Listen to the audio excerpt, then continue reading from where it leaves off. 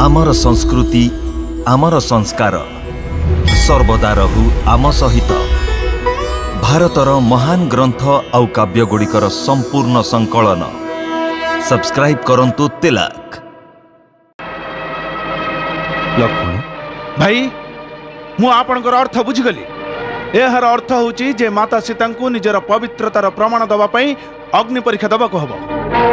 लक्ष्मण सही सती को जे निजर पतिव्रत धर्मर पालन करने निमित्त तीन लोकर विजयी रावणर सुख सुविधा एवं विभवर भरपूर मार्ग को त्याग करी अशोक बाटिकारे एते दुख परे पुणी भाग्य रे बसण रही थिला बाकी।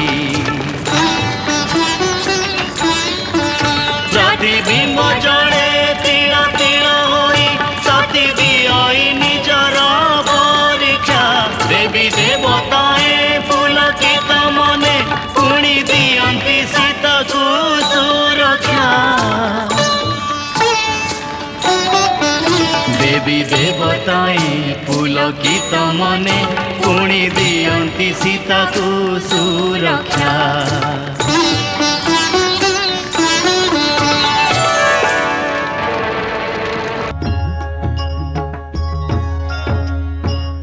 अभिनंदन अभिनंदन लंका नरेश महाराजधिराज विभीषण अभिनंदन। रघुनंदन मोर प्रणाम स्वीकार करंतु मते आशीर्वाद करंतु। ए भार को जेमती संभाळिबी मते से शक्ति प्रदान करंतु कृपा सिंधु।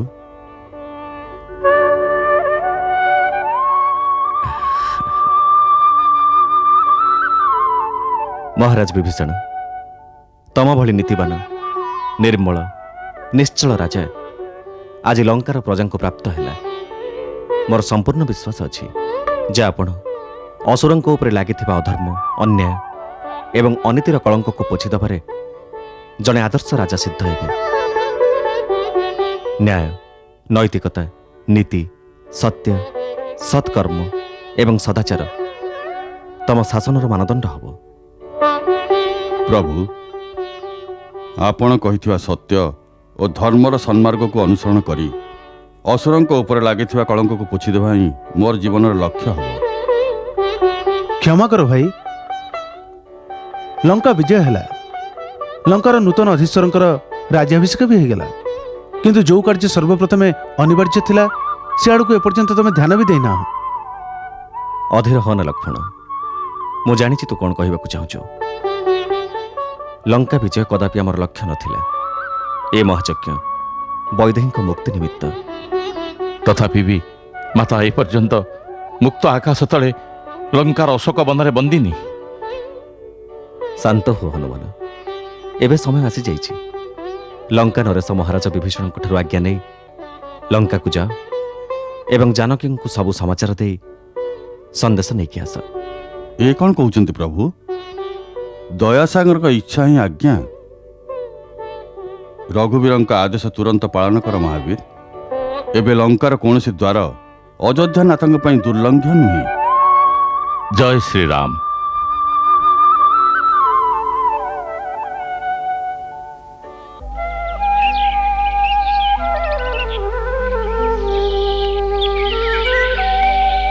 मोर प्रणाम स्वीकार करंतु माता।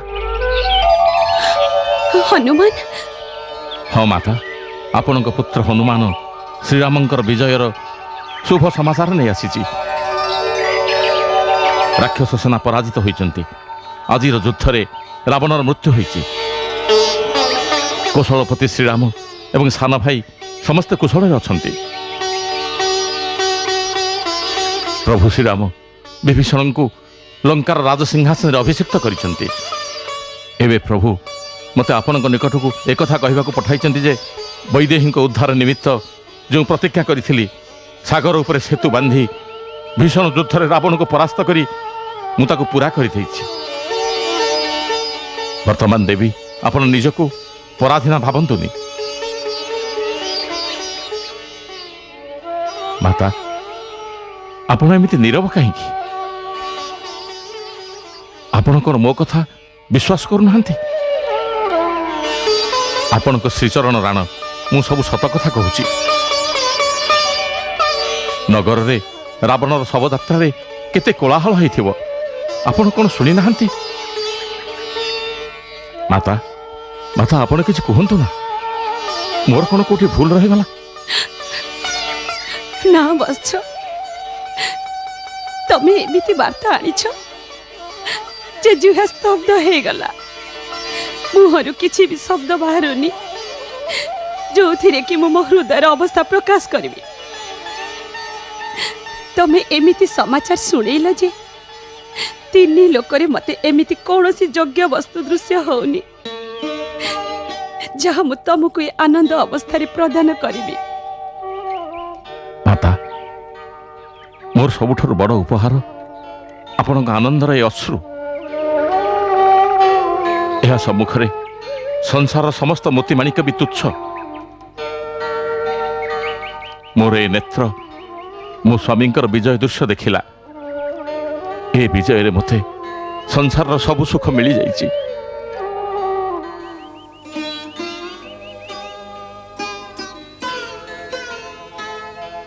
ମୁଁ ଏତିକି ମାତ୍ର ଆଶୀର୍ବାଦ ଦେଇପାରିବି ଯେ ସମସ୍ତ ସଦ୍ଗୁଣ ସର୍ବଦା ତମ ହୃଦୟରେ ବାସ କରୁ। ରଘୁନାଥ ଲକ୍ଷ୍ମଣଙ୍କ ସହିତ ସଦା ତମ ପ୍ରତି ସଦୟ ଥାନ୍ତି।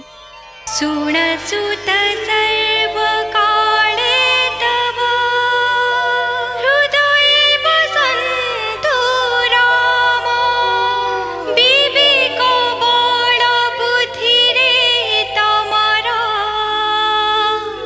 केबे विनाशु भ्रम केबे विनाशु भ्रम। ମୁଁ ଧନ୍ୟ ହେଲି ମାତା, ଆପଣଙ୍କ ଆଶୀର୍ବାଦରେ ମୋ ଜନ୍ମ ସଫଳ ହେଇଗଲା।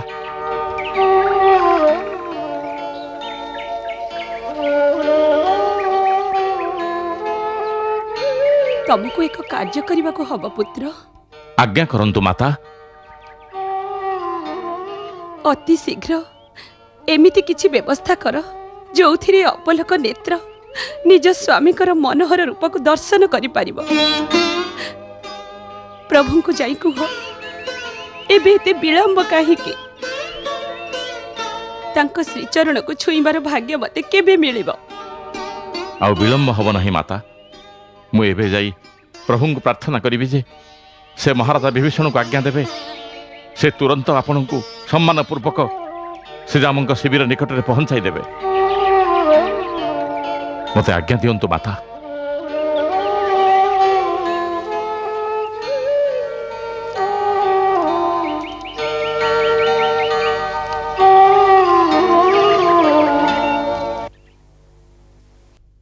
ଜୟ ଶ୍ରୀରାମ।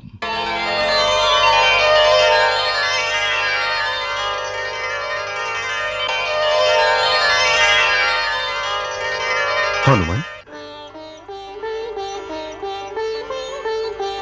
ହନୁମାନ, କେମିତି ଅଛନ୍ତି ସୀତା?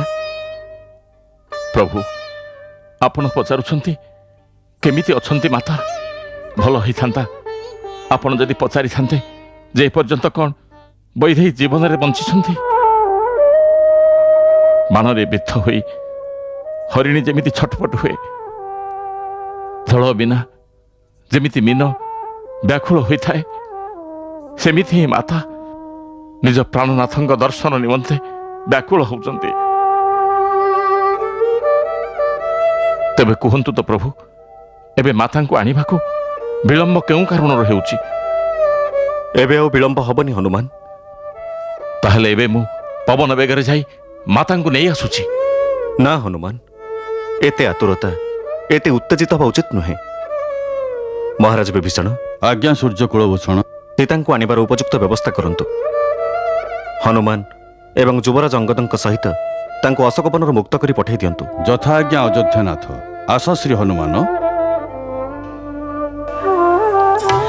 विलम्ब करुच कहीं प्राण प्रिया जनक कुमारी हाय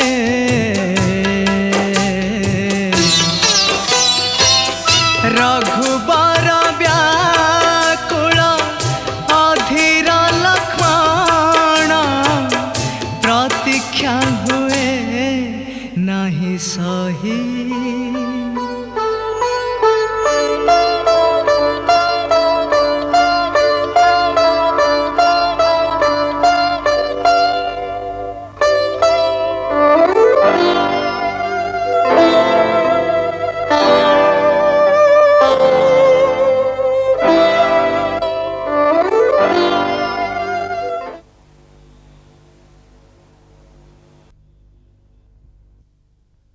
ଭାଇ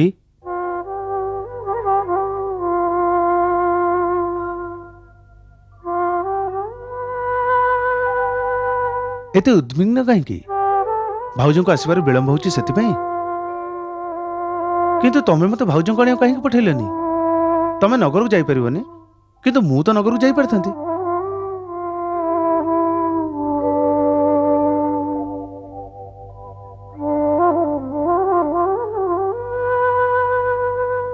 ଲକ୍ଷ୍ମଣ, ଅଗ୍ନିର ବ୍ୟବସ୍ଥା କରିବାକୁ ହବ। ଅଗ୍ନିର ବ୍ୟବସ୍ଥା କାହିଁକି? ସୀତାଙ୍କୁ ଅଗ୍ନିଦ୍ୱାର ଲଙ୍ଘନ କରି ମୋ ପାଖକୁ ଆସିବାକୁ ହବନି। ଭାଉଜଙ୍କୁ ଅଗ୍ନିଦ୍ୱାର ଲଙ୍ଘନ କରି ଆସିବାକୁ ପଡିବ? ହଁ, ମାତା ମାତା ସୀତାଙ୍କୁ?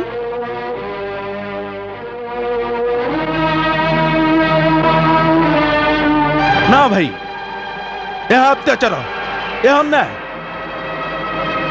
ଲକ୍ଷ୍ମଣ, ଭାଇ, ମୁଁ ଆପଣଙ୍କର ଅର୍ଥ ବୁଝିଗଲି। ଏହାର ଅର୍ଥ ହେଉଛି ଯେ ମାତା ସୀତାଙ୍କୁ ନିଜର ପବିତ୍ରତାର ପ୍ରମାଣ ଦେବା ପାଇଁ ଅଗ୍ନି ପରୀକ୍ଷା ଦେବାକୁ ହବ। ଲକ୍ଷ୍ମଣ, ସେହି ସତୀଙ୍କୁ ଯିଏ ନିଜର ପତିବ୍ରତ ଧର୍ମର ପାଳନ କରିବା ନିମିତ୍ତ ତିନି ଲୋକର ବିଜୟୀ, ରାବଣର ସୁଖ ସୁବିଧା ଏବଂ ବିଭବର ଭରପୁର ମାର୍ଗକୁ ତ୍ୟାଗ କରି ଅଶୋକ ବାଟିକାରେ ଥଣ୍ଡା ଗରମ ଖରା ବର୍ଷାର ପ୍ରାବଲ୍ୟ ମୁକ୍ତ ଆକାଶର ତଳେ ବସି ବସି ସହୁଥିଲେ। ଲକ୍ଷ୍ମଣ, ଜଣେ ରାଜାଙ୍କ କନ୍ୟା, ଜଣେ ଚକ୍ରବର୍ତ୍ତୀ ରାଜାଙ୍କର ବୋହୂ ହୋଇ ନିଜ ସ୍ୱାମୀଙ୍କ ପଛରେ ଖାଲି ପାଦରେ ବନରୁ ବନକୁ ବୁଲୁଥିଲେ। ତାଙ୍କର ପୂଜା କରିବା ସ୍ଥାନରେ ତାଙ୍କର ଏ ପରୀକ୍ଷା କୋଉ ଦୋଷ ପାଇଁ? ଭାଇ କୁହ, କୋଉ ଦୋଷ ପାଇଁ? ଲକ୍ଷ୍ମଣ, ମୋ କଥା ତ ଶୁଣ। ନା ଭାଇ ନା, ଏ ବିଷୟରେ ମୁଁ କୌଣସି କଥା ବି ଶୁଣି ପାରିବିନି। ନିଃସହାୟ ଅବସ୍ଥାରେ ଜଣେ ଅବଳା ନାରୀକୁ କେହି ବଳପୂର୍ବକ ହରଣ କରିନେଲା, ତେବେ ସେ ଦୋଷୀ ହେଇଗଲା? ଦୋଷୀ ତ ମୁଁ, କାରଣ କଥାରେ କ୍ରୋଧିତ ହେଇ ତମ ବିନା ଆଜ୍ଞାରେ ତାଙ୍କୁ ଏକାକି ଛାଡି ଚାଲିଗଲି। ସେଥିପାଇଁ ସେ ଦେବୀକୁ ଯୋଉ ଦୁଃଖ ସହିବାକୁ ପଡିଲା, ସେ ସବୁର ଦଣ୍ଡ ମତେ ମିଳିବା ଆବଶ୍ୟକ। ଦୋଷୀ ସେ ନୁହନ୍ତି, ଦୋଷୀ ମୁଁ, ଯିଏକି ତାଙ୍କୁ ରକ୍ଷା କରିପାରିଲାନି। ଆଉ ଅଗ୍ନିରେ ଜଳିବେ ସେଇ ନିର୍ଦ୍ଦୋଷ ନାରୀ। ନାରୀ ଜାତି ବିରୁଦ୍ଧରେ ଏହାଠାରୁ ବଡ ଅନ୍ୟାୟ ଆଉ କିଛି ହେଇ ନପାରେ। ଆଉ ତମେ ଏ ଅନ୍ୟାୟ କରିବ? ମନେ ରଖ, ମୁଁ ଭାଉଜଙ୍କୁ ମୋର ମା ପରି ମାନେ, ଆଉ ତାଙ୍କର ପୁଅ ହିସାବରେ ମୁଁ ତମ ବିରୁଦ୍ଧରେ ବିଦ୍ରୋହ ବି କରିପାରେ। ଏ କଥା ତୁ କେମିତି ଭାବିପାରିଲୁ ଯେ ମୁଁ ସୀତାଙ୍କ ପରୀକ୍ଷା ନେଉଛି ବା ତାଙ୍କ ଉପରେ କୌଣସି ସନ୍ଦେହ କରୁଛି? ସୀତା ଯିଏ ଗୋଟିଏ ମୁହୂର୍ତ୍ତ ପାଇଁ ବି ମୋ ହୃଦୟରୁ ଦୂର ହେଇନାହାନ୍ତି, ଯାହାଙ୍କ ପ୍ରତି କ୍ଷଣ ମୁଁ ମୋ ଦିବ୍ୟ ଦୃଷ୍ଟିରେ ନିବଦ୍ଧ କରି ରଖିଛି, ତାଙ୍କର ପବିତ୍ରତା ଆଉ ସତୀତ୍ୱର ପ୍ରମାଣ ଆଉ କିଏ ଦବ ମତେ? ଲକ୍ଷ୍ମଣ, କୌଣସି ପୁରୁଷର ନିଜ ହୃଦୟ ଯଦି କୌଣସି ନାରୀକୁ ବିଶ୍ୱାସ ନ କରେ, ତେବେ ତାକୁ ଅନ୍ୟ କାହାର କୌଣସି ପ୍ରମାଣରେ ବି ସମ୍ପୂର୍ଣ୍ଣ ବିଶ୍ୱାସ ଆସିବ ନାହିଁ। ଆଉ ପୁଣି ରାମ ଏବଂ ସୀତା ଭିନ୍ନ କୋଉଠି? ଅଭିନ୍ନ ସେମାନେ। ଯଦି ସୀତାର ପରୀକ୍ଷା ମୁଁ ନେଉଥାନ୍ତି, ତେବେ ଏହାର ଅର୍ଥ ମୋ ନିଜ ଉପରେ ମୋର ବିଶ୍ୱାସ ନାହିଁ। ପ୍ରଥମେ ତ ମୋର ପରୀକ୍ଷା ନେବାକୁ ହବ। ମୁଁ ଯୋଉ କଥା କହୁଛି ସେଥିରେ ସନ୍ଦେହ କିମ୍ବା ପରୀକ୍ଷାର ତିଳେ ହେଲେ ବି ପ୍ରଶ୍ନ ଉଠୁନି। ତୁ ଜାଣିନୁ, ଯଦି ବାସ୍ତବ ସୀତାଙ୍କୁ ସେ ପାପୀ ରାବଣ ଛୁଇଁଥାନ୍ତା, ତେବେ ସେ ପରମ ସତୀଙ୍କ ତେଜରେ ସେଦିନ ତାର ହାତ ଜଳି ଯାଇଥାନ୍ତା। ଇଏ ସବୁ ପରୀକ୍ଷା ନୁହେଁ, ତେବେ ଅଗ୍ନି ଦ୍ୱାରା ଲଙ୍ଘନ କରିବା ଏସବୁ କଣ? ପାଗଳ, ମୁଁ ଅଗ୍ନି ଦେବତାଙ୍କ ଠାରୁ ମୋ ସୀତାଙ୍କୁ ଫେରେଇ ଆଣିବି। ସେଇଥିପାଇଁ ତ ଏ ଲୀଳା କରିବା ଆବଶ୍ୟକ। ଲୀଳା କରିବା ଆବଶ୍ୟକ? ଅଗ୍ନିଦେବଙ୍କ ଠାରୁ ସୀତାଙ୍କୁ ପାଇବ? ଇଏ କେମିତି ଲୀଳା ଭାଇ? ଏ କେମିତିକା ରହସ୍ୟ ମତେ କୁହ। ତୁ ଶୁଣିଲେ ତ ମୁଁ କହିବି ନା। ତୁ ତ ତୋ ଭାଇ ବିରୁଦ୍ଧରେ ଯୁଦ୍ଧ କରିବାକୁ ପ୍ରସ୍ତୁତ ହେଇଗଲୁଣି। ଭାଇ ତମକୁ ମୋ ରାଣ, ଶୀଘ୍ର କୁହ ଇଏ କେମିତି ରହସ୍ୟ? ଶୁଣୁ ଲକ୍ଷ୍ମଣ, ସ୍ୱର୍ଣ୍ଣମୃଗ ଆସିବା ପୂର୍ବରୁ ମୋତେ ଆଭାସ ମିଳିସାରିଥିଲା ଯେ ରାବଣ ସୀତାଙ୍କୁ ଅବଶ୍ୟ ହରଣ କରିନେବ। ଆଉ ଠିକ୍ ସେଇଦିନ ତୁ କାଠ ଆଣିବାକୁ ବଣକୁ ଗଲା ପରେ ମୁଁ ସୀତାଙ୍କୁ କହିଲି, ସୀତେ ଏବେ ସେ ସମୟ ଉପନୀତ ଯେତେବେଳେ ଆମକୁ ମହତ୍ତ୍ୱପୂର୍ଣ୍ଣ ନରଲୀଳା କରିବାକୁ ହେବ। ସେଥିପାଇଁ ମୋର ତମ ସହଯୋଗ ଆବଶ୍ୟକ। ସେଥିପାଇଁ ଯେପର୍ଯ୍ୟନ୍ତ ମୁଁ ରାକ୍ଷସମାନଙ୍କୁ ବିନାଶ ନ କରିଛି ତମକୁ ଅଗ୍ନିଦେବଙ୍କ ସୁରକ୍ଷାରେ ରହିବାକୁ ହେବ। ଯଥାଜ୍ଞା ନାଥ। ହେ ଅଗ୍ନିଦେବତା, ମୁଁ ଆପଣଙ୍କ ଶରଣାଗତ ହେବାକୁ ଚାହେଁ। ଆପଣ ମୋତେ ସାହାଯ୍ୟ କରନ୍ତୁ।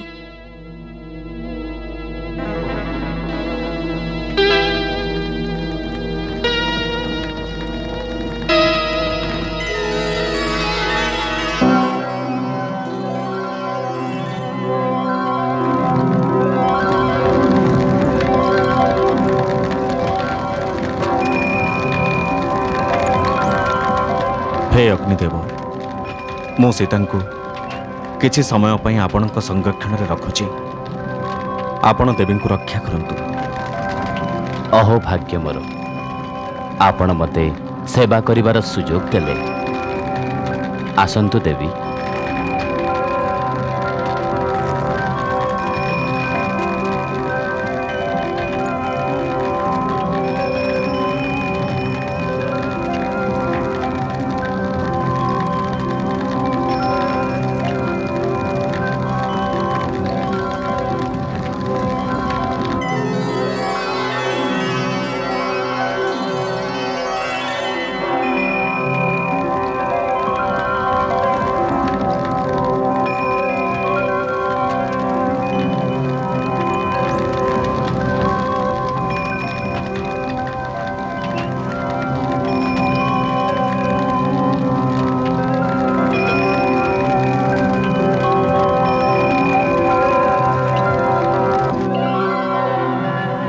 ଏହିଭଳି ଭାବେ ସୀତା ଅଗ୍ନିଦେବଙ୍କ ସୁରକ୍ଷାରେ ରହିଲେ ଏବଂ ମୋର ସହାୟତା ନିମିତ୍ତ ଦେବୀଙ୍କ ପ୍ରତିବିମ୍ବ ଛାୟା ସୀତା ରୂପରେ ରହେ ଏବଂ ମୋର ସହାୟତା ନିମିତ୍ତ ଦେବୀଙ୍କ ପ୍ରତିବିମ୍ବ ଛାୟା ସୀତା ରୂପରେ ରହିଗଲେ।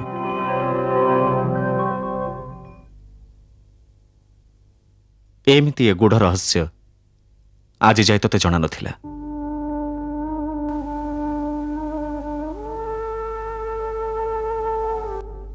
ଭାଇ, ମୁଁ ଉତ୍ତେଜନାବଶତଃ ଯାହା ସବୁ କହିଗଲି ମତେ କ୍ଷମା କରିଦିଅ ଭାଇ, ମତେ କ୍ଷମା କରିଦିଅ।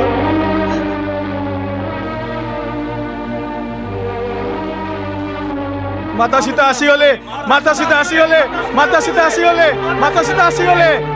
ସୀତା, ଭାଉଜ, ଲକ୍ଷ୍ମଣ, ସୀତା ଆସିଗଲେ, ସୀତା ଆସିଗଲେ, ଆସିଗଲେ।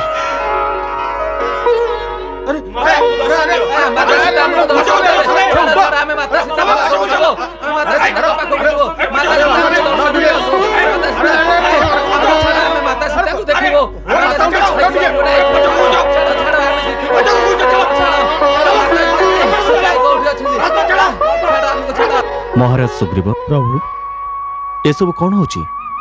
ପ୍ରଭୁ, ଏ ବାନର ଦଳ ମାତା ସୀତାଙ୍କର ଦର୍ଶନ କରିବାକୁ ଚାହାନ୍ତି। ନିଶ୍ଚିତ। ହନୁମାନ, ଏ ସମସ୍ତ ବାନର ମୋର ପୁତ୍ର ସମ, ଆଉ ଏ ସମସ୍ତେ ନିଜର ମାତା ସମାନ ସୀତାଙ୍କୁ ଦର୍ଶନ କରିବାକୁ ଚାହାନ୍ତି। ସେଥିପାଇଁ ଦେବୀ ସୀତାଙ୍କୁ କୁହ ଯେ ସେ ପାଲିଙ୍କିରୁ ଓହ୍ଲେଇ ଚାଲି ଚାଲି ଆସନ୍ତୁ। ପାଲିଙ୍କିକୁ ରଖିବାକୁ ସ୍ଥାନ ଦିଅ, ଭିଡ଼ ଭାଙ୍ଗି ଦିଅ, ଘୁଞ୍ଚି ଯାଅ, ମାତା ଦର୍ଶନ ଦେବେ। ଦେଖ, କୋଳାହଳ କରନି, ଶାନ୍ତ ହୋଇଯାଅ।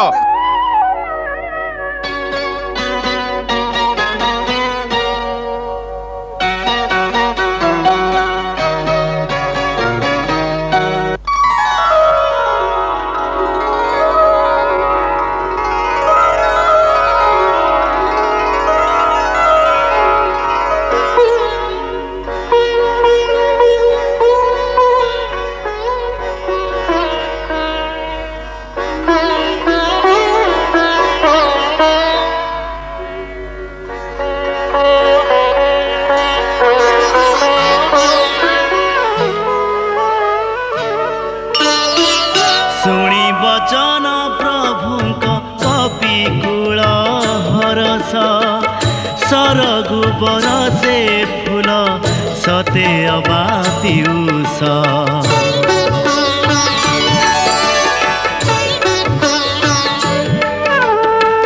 धीर पाद पाते धाई जानती जानकी मनर आवेग जेते हुए नहीं रोकी हेले प्रभु रघुकुल साई जानकी को दियंती आदेश रही जास नहीं सीता आखिकार करे नि विश्वास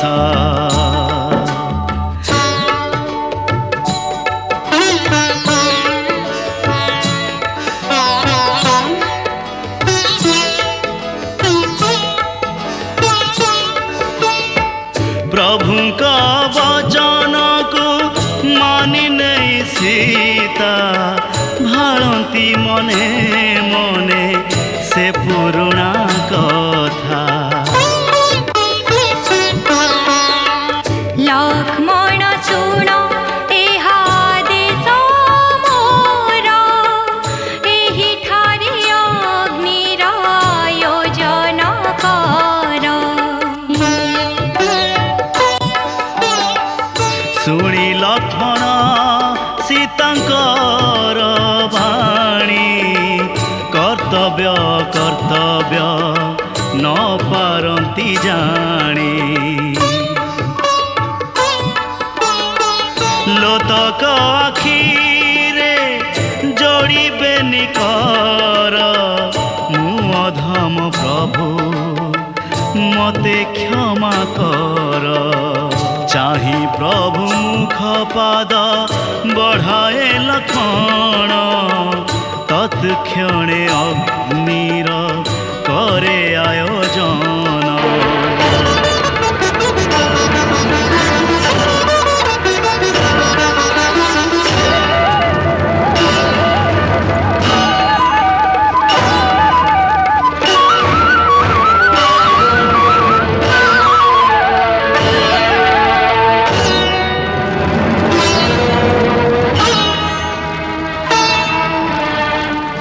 अग्निर शिखा देखी जनक कुमारी मने मने राम नाम हुअति सुमरी मने अछि रघुनाथ कथा देइथिली परीक्षा न देई पासे न आसिबि बोली परीक्षार घड़ी एबे आसिछि हे नाथ अग्नि प्रवेश पूर्वरु धेन प्रणिपात मरि प्रभु नाम भक्ति भरे प्रवेशन्ति अग्निरे एबे जानकी रही एते दुख परे पुणी भाग्य रे कसण रही तिला बाकी प्रतिबिंब जड़े तीर तीर होई सती दियई निजर परीक्षा देवी देवताए पुलकित मने पुणी दियंती सीता को सुरक्षा देवी देवताए पुलकित मने पुणी दियंती सीता को सुरक्षा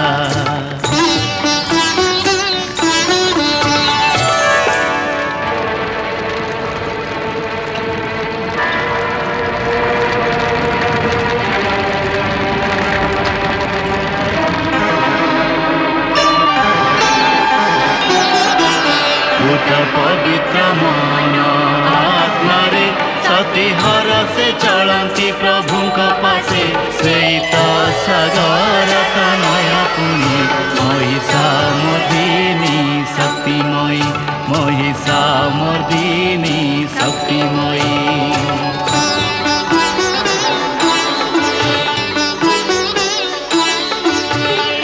राम पुरुषोत्तम नयन धीरम झुरुथिला मोर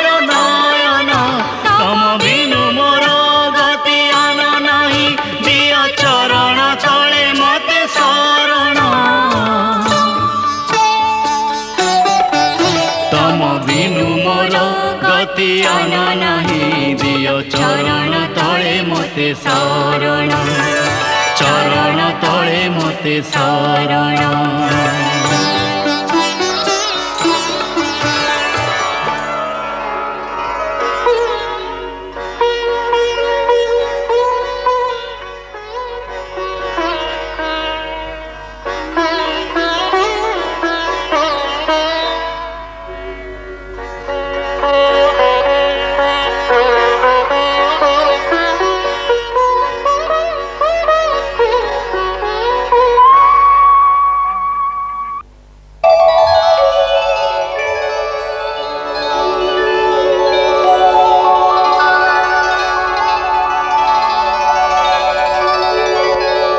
ଧନ୍ୟବାଦ।